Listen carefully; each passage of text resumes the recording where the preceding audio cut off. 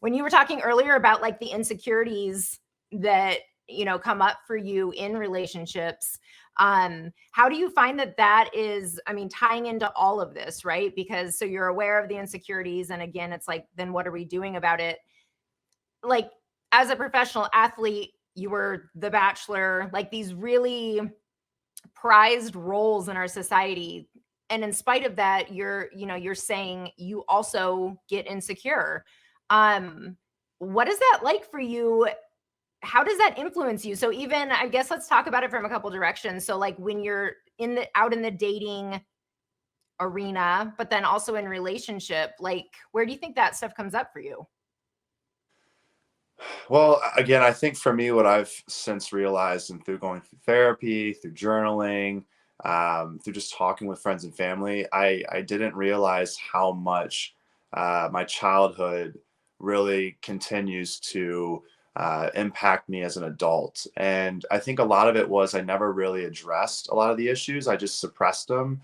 But suppressing issues just allows them to build up. They just go away for another day. They don't go away for good. So what I've realized now is, as I've done a lot of self-reflection, is that I had a lot of wounds that weren't healed. I just stuck a band-aid on them, but they were still open wounds.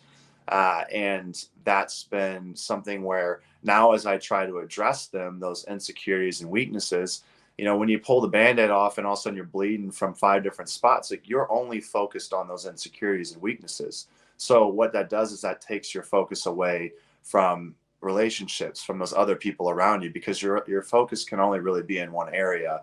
I mean, undivided attention, it's what you want to give people, it's what you really want to. I try to pour into all of my life experiences, but if I'm busy distracted trying to stop the bleeding, then I can't look over and give that attention to somebody else. And that's what I've realized right now, is that I'm over here trying to stitch up all of these wounds Mm. so that I can then have a healed body, a healed mind, so that I can then pour into somebody else.